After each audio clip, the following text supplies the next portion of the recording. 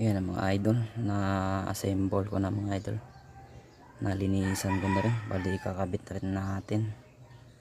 Tsaka nga pala mga idol, no, hindi lang ito yung nililinisan, yung pinaka-intake niya. Linis tayo niya. Pati ito nga pala mga idol. Ito.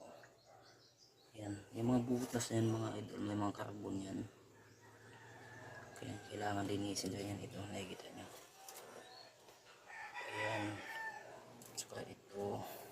Ayan.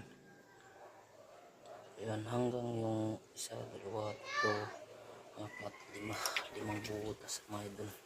Kasama yung sa sa dulo.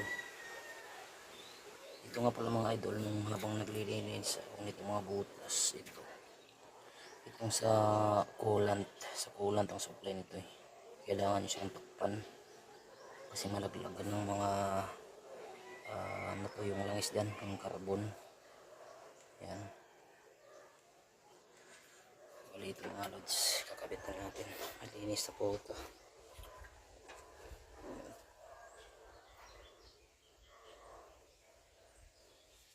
Ang laki ng tinipid natin mga idol ko nung hindi na tayo nagtawag ng mekaniko. Bali ako lang po nag-YouTube lang ako.